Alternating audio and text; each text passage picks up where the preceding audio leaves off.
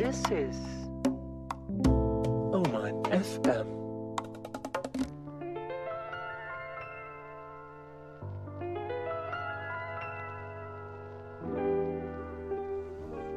Hello everyone, this is the Unsaid show on Oman FM. We are live on 90.4, so stay tuned. Today we're going to be talking about loss and grief, and I am here with my lovely team. I'm Sara Al Mawali. Hello everyone, hope you're doing well. I'm Sahar. Hi everyone, I'm Tamsyn Pereira.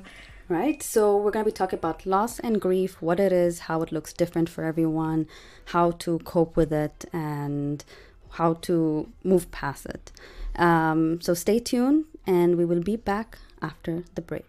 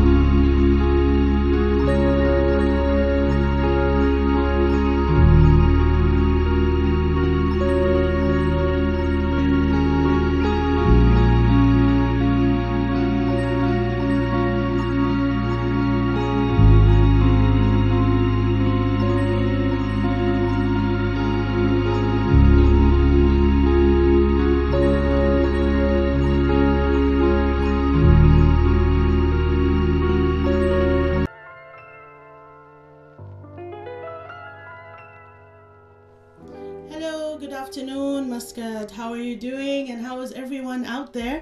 I'm so happy I was able to join you guys. Sorry, a bit stuck in the traffic and heat, but I'm happy I'm here, although we're talking about a very, very heavy topic today.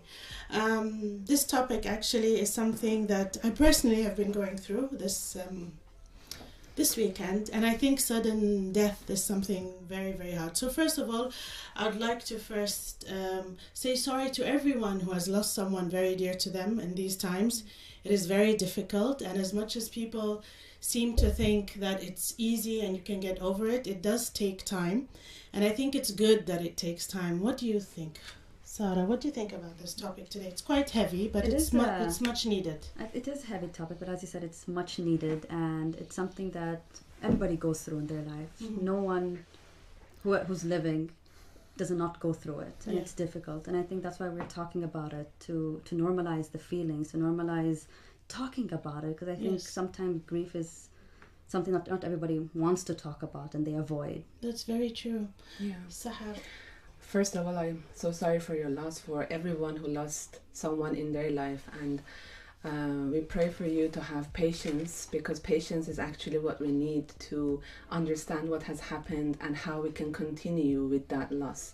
Because I believe when we lost someone, we are losing part of our own being as well, and it takes time to be able to replace that part, to be able to restructure what we have in our body, in our memories, because those memories will come back. You will be hurt for a while, but you will find a new meaning, you will find a new way to cope with that. Very true, and I think memories are very important. I'll talk about that a bit more, but Tam, tell me, what do you think about memories when you have someone that's very dear to you, or someone you know, and then they suddenly pass away? What do you think in terms of memories? Is it a good thing, a positive thing, or is it the negative thing that just makes you hurt again and again and again? Well, grief is a form of trauma that someone's going through, and I think that in the long run, trauma doesn't fully go away. It stays with you, but what changes is how you acknowledge it over time. So I've heard a lot of people say that, time will heal, but I think what's actually healing is you. It's not the memory of the person or the loss of that person that gets any easier. It's you accepting all that love you had for that person. And we've talked about grief before in so many different forms, right? Yes. Like not just grief of a person, but grief of a relationship, a pet, one's own older version of yourself. A job. There's so many different versions of grief. So there's both positive and negative memories to it. So I think it depends on how you acknowledge it. But I definitely don't think that someone should say, oh, just only think of positive memories of that person, because there's so much more attached to that. A lot of things that happen usually when somebody passes away, especially if it's sudden death, shock. Shock is a huge thing, and denial. It can't be happening. I just sat with this person recently. Your brain is in that zone which is called the non-thinking zone, or the non-mindful zone, or the non-logic zone. And I think the non-logic zone is something we need to talk about more, because people seem to think if we just tell them, it's fine, you have to be, religious enough, to be strong enough, to say this is God's will. It is God's will. We totally understand that. But at the time, you are not in that space. You cannot think that way. And I've seen it a lot happen, and please tell me what you guys think, is when they will go to a funeral and they'll just tell people, you just think this is God's will, and don't be sad, and be strong, and pray for the person. That is something, of course, we understand, but give that person space to grieve. Give that person space to be in the non-logic zone. When you mentioned that, something that I've noticed in funerals is there are lots of people that tell the other person who's grieving, don't cry, even when they're crying and like sobbing. And I think it's really, for me, it's kind of painful to see that, because I think that person needs to cry, needs to break down, needs to feel hysterical if that's what they need to feel in that moment, and giving them that space to just be. What about the other way around? Sometimes they're like, oh, she's not crying, she's not hysterical, she doesn't feel. There's something wrong with her. That also is something that we see. That's shock. I had a dear friend of mine lose their dad, and I heard everyone else around saying, you need to cry, you need to let it out, you need to go visit the grave. And I think one conversation that I'd had with this friend was saying, do whatever it is that you need to do. If you don't want to cry right now, it's okay. If you want to cry in private, go ahead, do that. But everyone's got their own journey of grieving, and that's something that we all need to understand. So whatever advice you give, sometimes maybe people who are grieving don't want that advice, they just need a shoulder to cry on. And that's also a possibility. Let's go for a little break, and if you would like to call us, please call us in on 24949493. We're waiting for you. Again. 24949493. We're waiting for you on the Unsaid show. We're talking today about grief and loss and sudden death.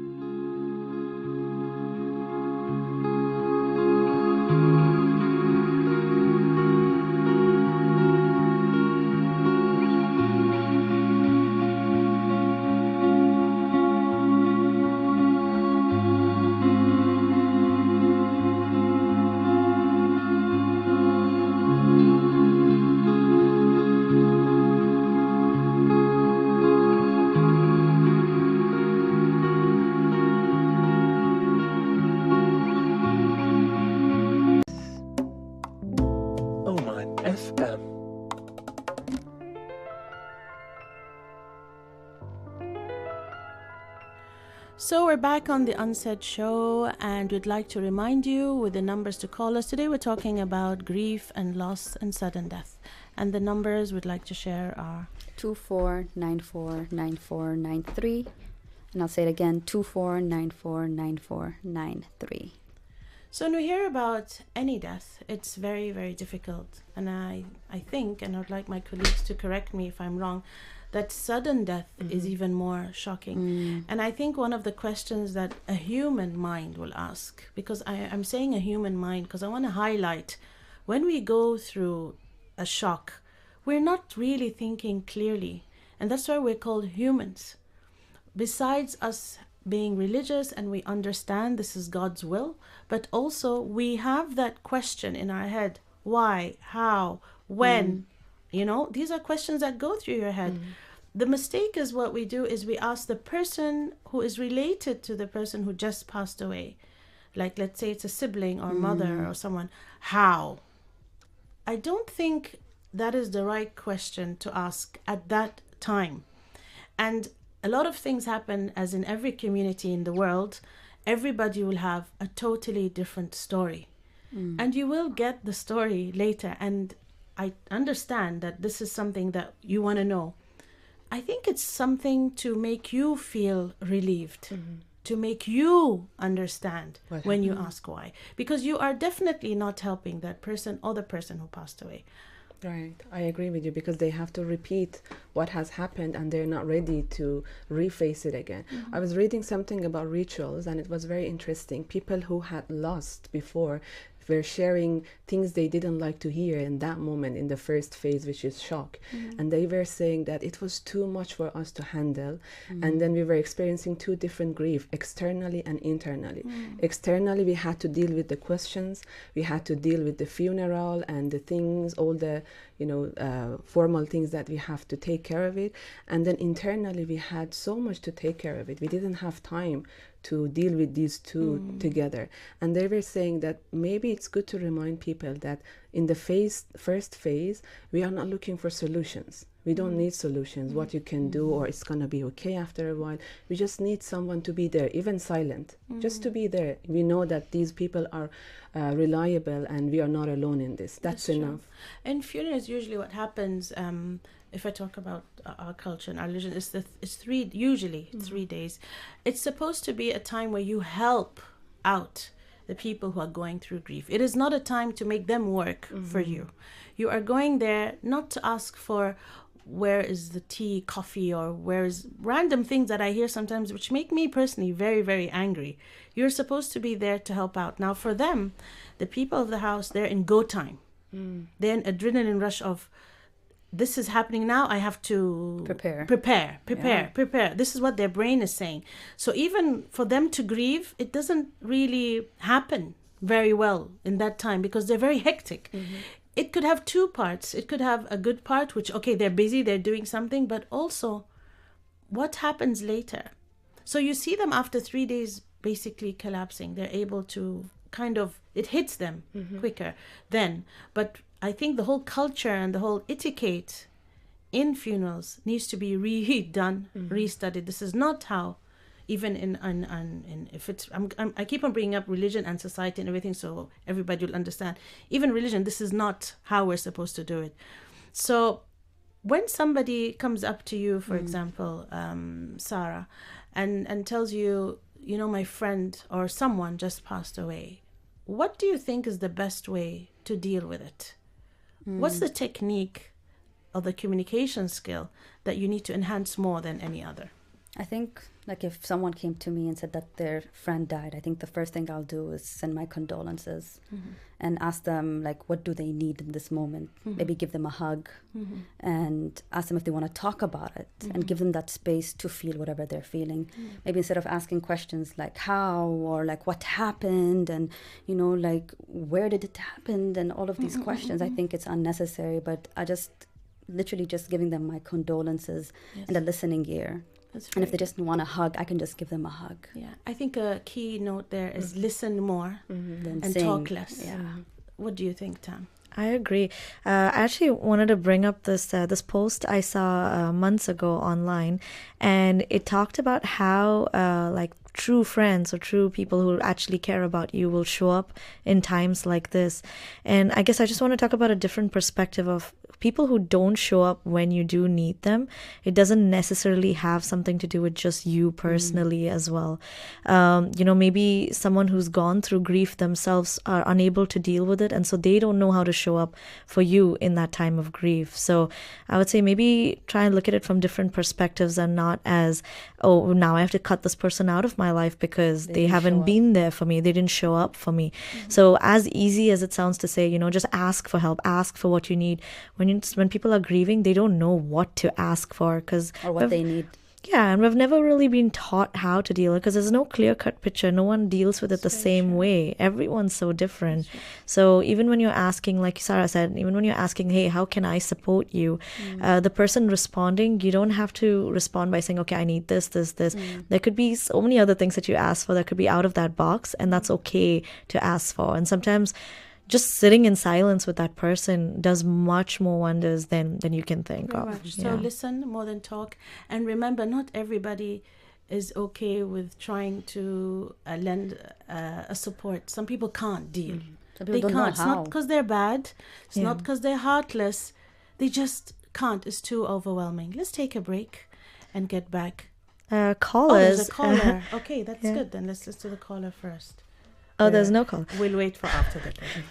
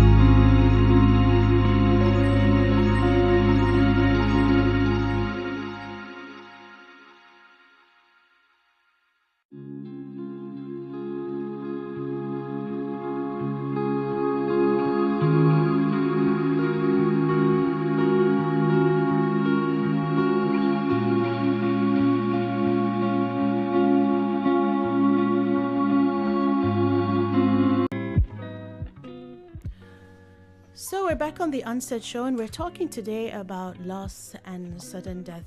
Please call us if you have any comment or you want to share a story with us. We're here to listen to you, and the numbers are 24949493. Say it again, 24949493. So again, when you hear bad news, any type of news, you first get shocked. And when you get shocked, your physical body reacts. You start feeling like you're dizzy, you're in a daze, you can't breathe. It's a panic attack. And I want to highlight something here. A lot of people, again, and we talk about this in every show, think as therapists that we have all the time control. And I've heard about this word control, and would like to talk about it in our next episode of, are we really in control, and can we be in control? It's a big realistic? word, and we'll talk about it next.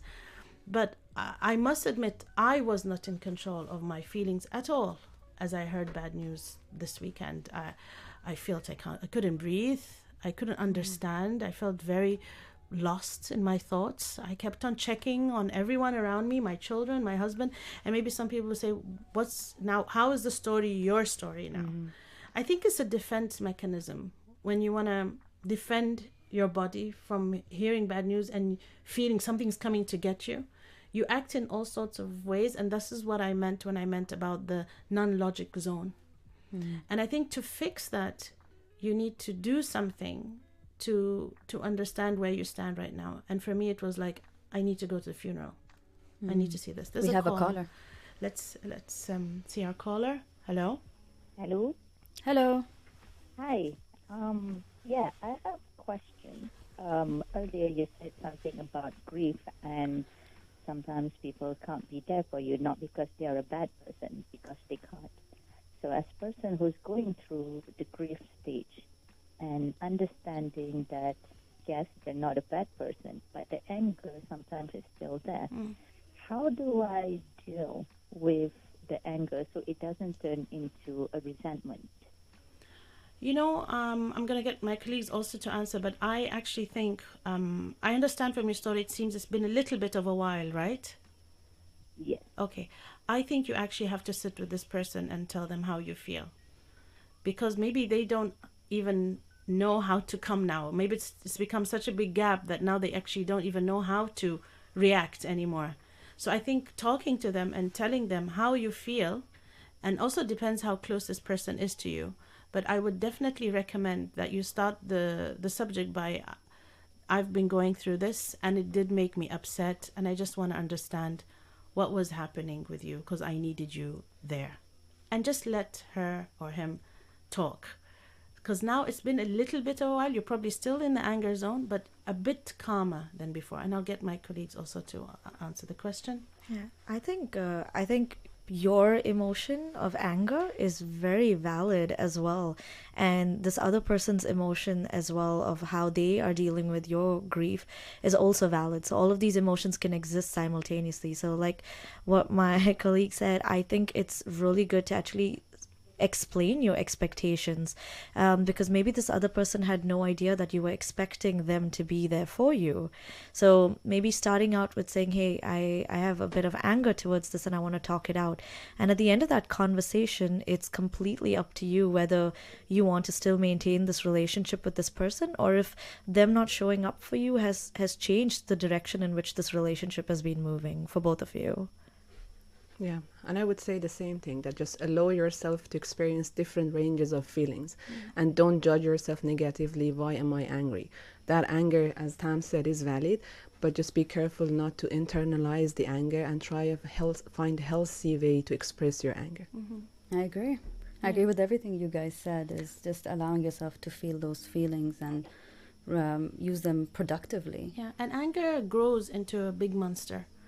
So maybe we put down the monster before it's too big and we can't fight it alone anymore. And you know, usually anger is a secondary emotion. So I think it's important to look at it of what is underneath that anger. Is it disappointment? Is it fear? Is it the fear of maybe being alone? Loneliness. So what is underneath that and anger? Sometimes it's a deep hurt. you know, you actually feel your heart hurts. And that makes you also angry because you feel, why can't they see it? But I would say, yeah, talk to her. Thank you for the Thank you question. for the Thank you call. for calling. That's a very good question. Okay. And that's a very valid question, and it happens a lot. Yeah. And we probably, maybe a lot of us are victims to this, that we've probably done it once in our life and we didn't mean it because we had our own fears, our own insecurities, and our own pain that we didn't want to face other people's pain. And we always hear this word, overwhelming. Maybe they were not a good match for that time. And also, and something interesting, it kind of reminded me, one of my closest friends also lost a parent, and I think in the beginning I was very in touch with them, and then at some point I think I got busy with life, and they came to me and they said, I was really angry at you for not asking about me and texting me. And she said that it was probably how I'm feeling, because I'm at a very low stage in my life, and I felt like I expected you to be there. Yes. And I think having that conversation was very healing for both of us, because I felt like, okay, maybe, like, how can we do better? And sometimes they're very upset and they don't know where to put this anger.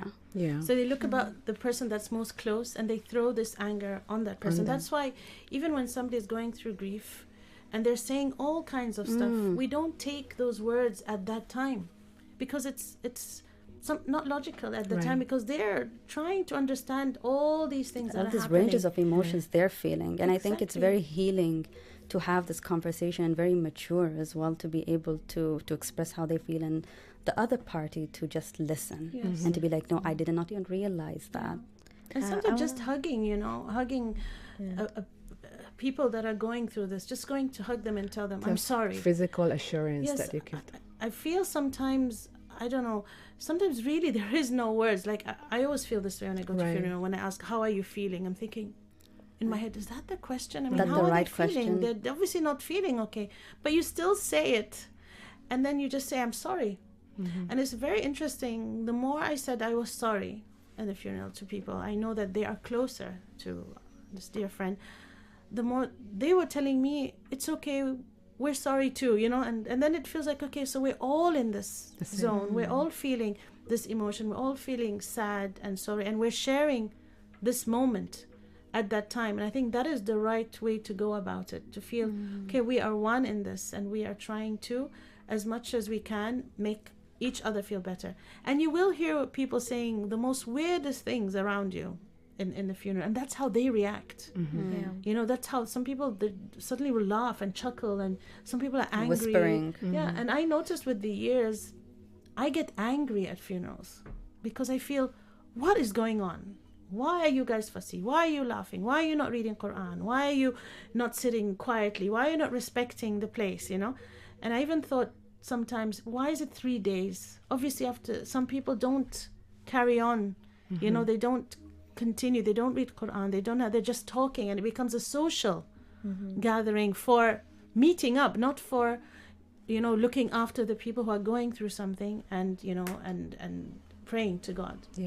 There's a very interesting concept. They call it critical situations or borderline situation, and they say loss is one of them. This is actually one of those critical ones, that you discover yourself at the same time that you get to know how other people can deal with their own pain and can be there for you. So after that loss, after that critical situation, you might even reframe your relationship with others and the relationship with yourself, because now you realize a lot of different things about yourself, how you cope, how you're patient, how you understand these hard truths of life. That's true. I wanna bring up a third option. So we talked about what you should say and what you shouldn't say. I discovered this third option because I had to talk to a friend who had lost a parent, and I really didn't know what to say. And so I said exactly that. I said, I really don't know what to say in this moment that can make you feel any better, but just know that I'm here physically and emotionally present for you. And that's literally just me saying I don't know what to say was just perfectly enough in that situation, and then we hugged it out. But yeah, I think that third option isn't talked about as enough. I think people hesitate to admit that they don't know what to do in a situation, and that's okay as well.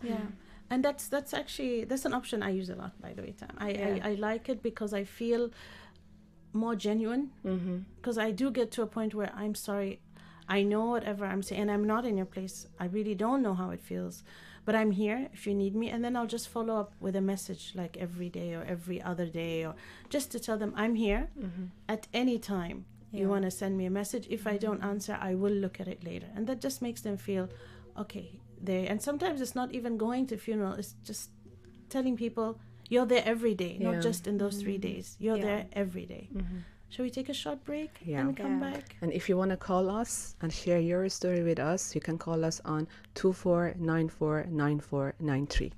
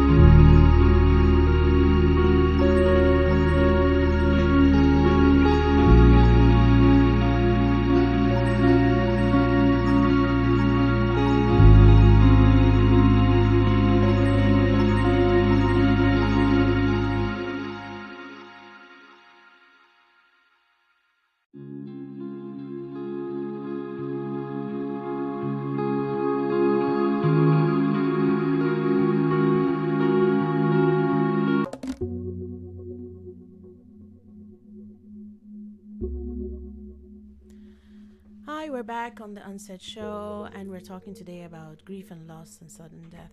I just want to again say sorry to everyone who has lost a dear person to them.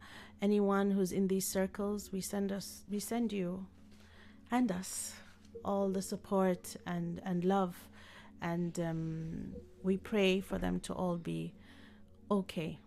we want to talk about the children of people who have passed away.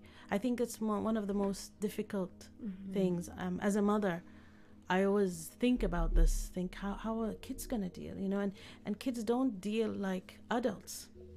Kids have other ideas. Sometimes they're very passive, sometimes they're not. Sometimes they're very hard on themselves, and sometimes they just don't know what to do. So Tam, could you tell us more about the psychology behind that?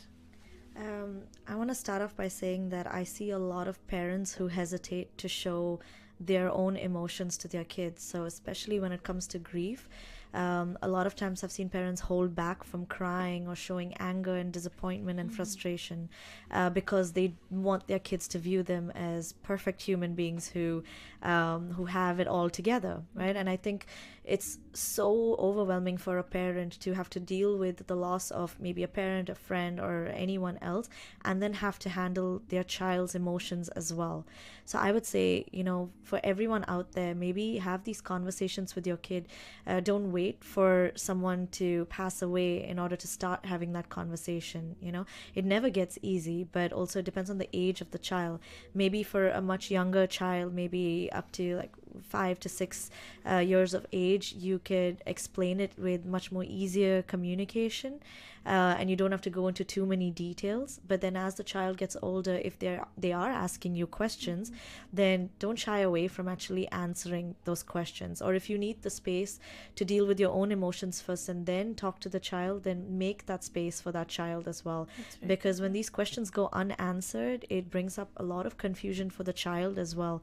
And for the child growing up, having to handle your future loss as well, it's too much on their plate. And if you can't do it, then I would suggest sending them to a mental health professional, so that can be taken off your plate as well. Definitely. So you as a parent don't have to do everything. And I think when I think back as a child, I don't remember even talking about death or hearing about death or funerals. I think we were very it was avoided. Moved away from it. I think our parents didn't. I remember even culture-wise, my granny saying, no, young girls shouldn't go to funerals. They should just go to weddings. It was quite interesting at the time. And we didn't have it. So even now, when I see my kids and I have to tell them, this, I feel, wow, this is a lot to even say it to a child. And I was debating, do I tell my kids, or should I tell my husband to tell him, or shall we both tell him, that your friend's mom has passed away? And it was very difficult, but they took it quite strong, and but we kept on talking about it. One of the things I remember when I was in SQUH in the university hospital, that they would write when somebody passed away that the person has expired, and I found it so shocking. And I was like, why would they write expired? Because for me, expired was like, this is frozen food, it's expired. The tin food is expired. But even these words that we use and we hear, and maybe kids also, I hear a lot of kids saying now, teenagers, oh, he offed himself. Yeah. Why? I mean, the words that we use are very has an impact. Scary and has strong impact. And I think we're now in a generation where it sounds very normal. Oh, he offed himself.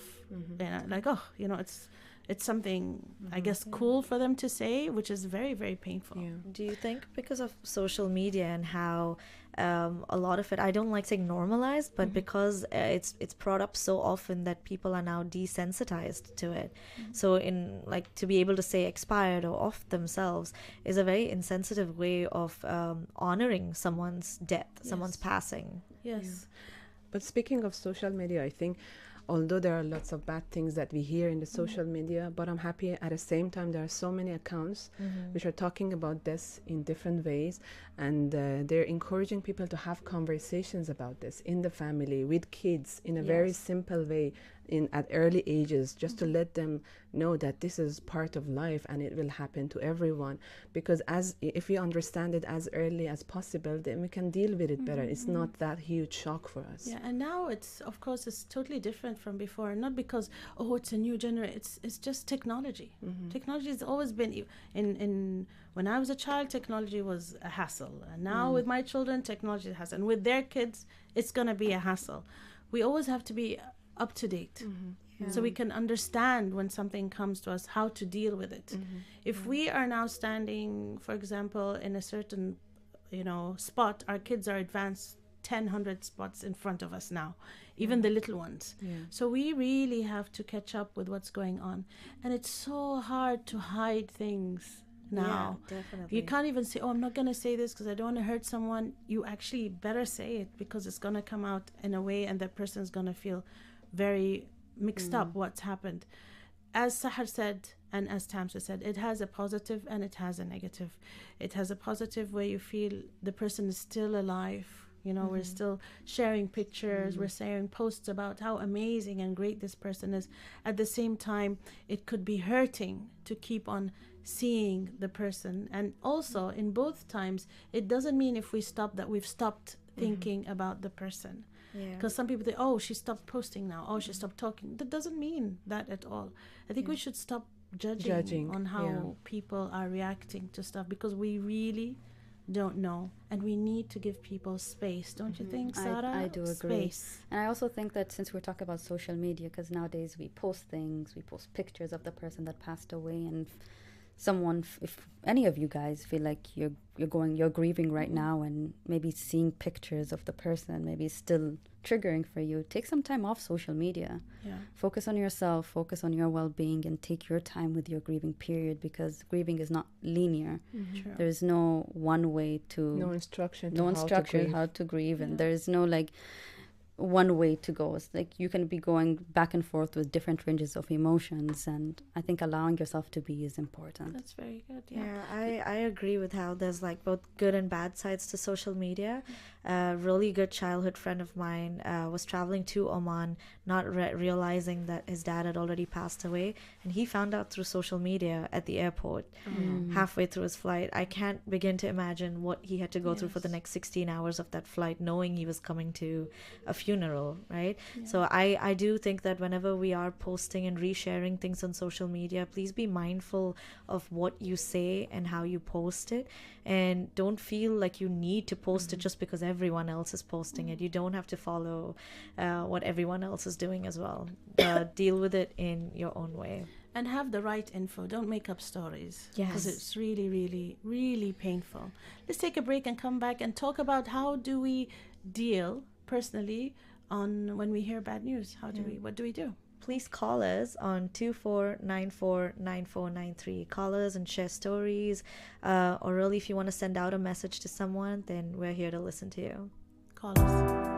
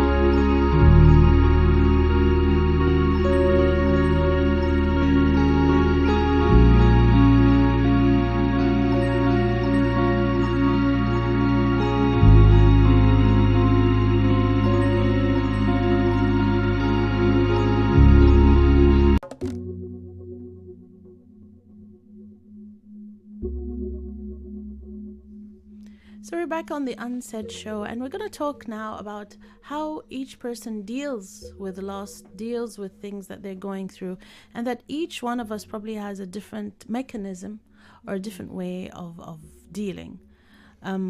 Let's share how we deal first, or then we'll say psychologically how one of the steps are.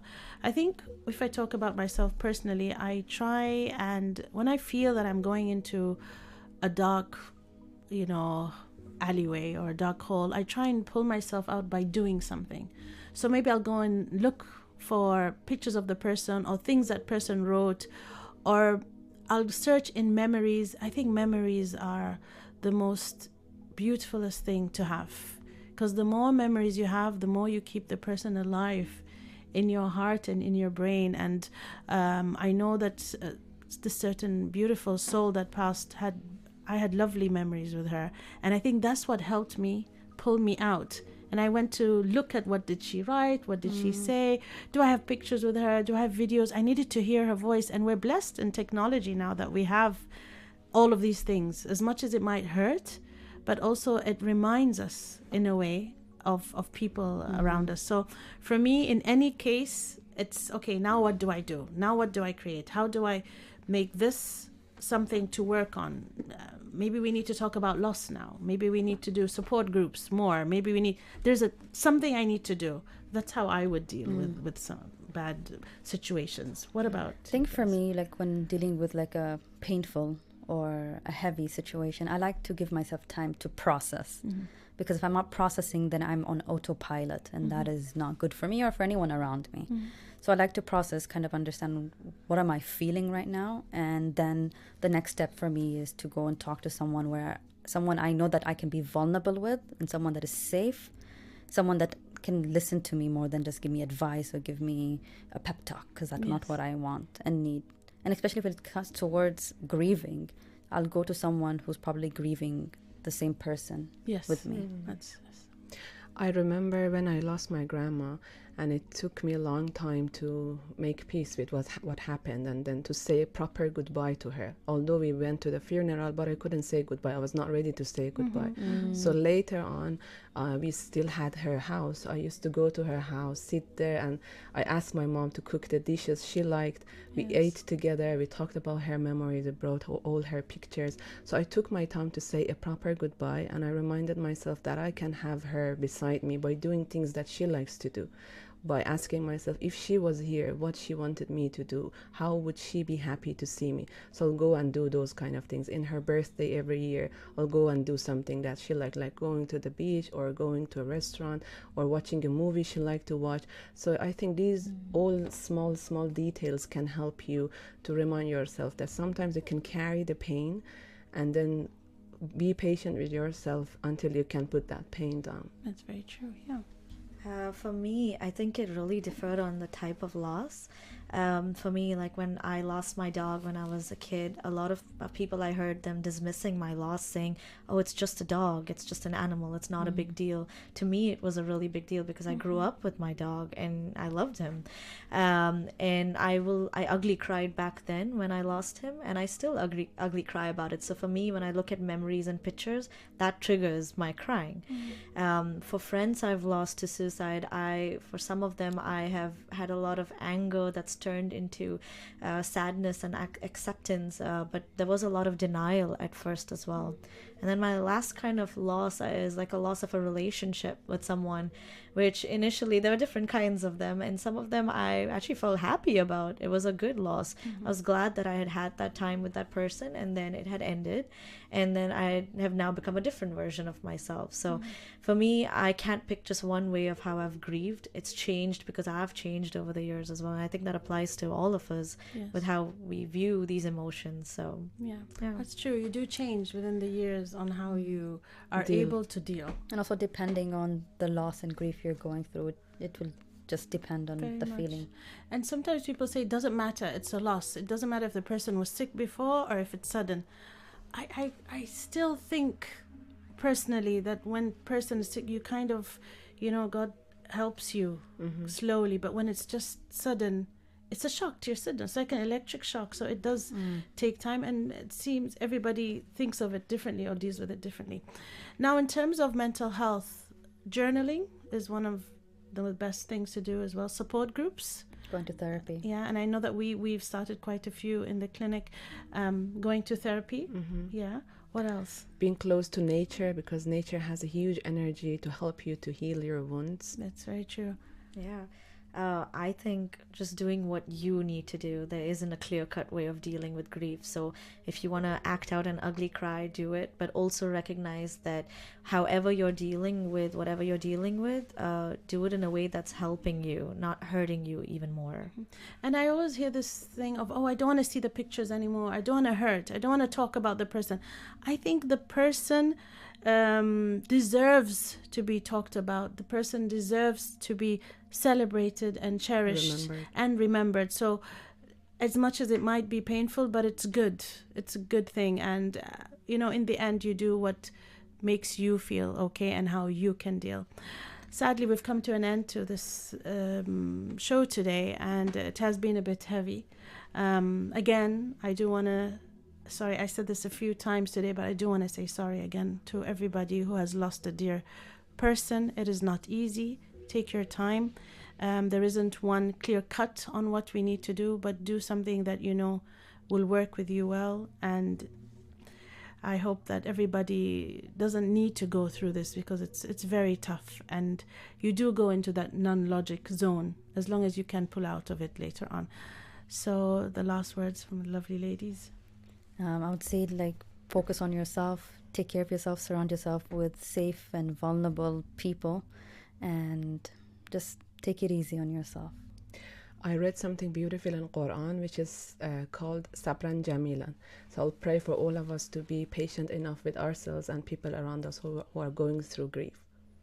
When I was dealing through grief, I also looked up how different cultures deal with grief, and I liked how a lot of them look at it as celebration of a beautiful life rather than just losing somebody and looking at it in an only negative sense. Yeah. Yeah. And I think that's beautiful, because a lot of them were beautiful inside and out, and we miss them very dearly, all of them. May God rest their soul, and in the end we say that change begins with you. Stay safe, stay blessed, and always tell your loved ones how much you love them and how much you care about them.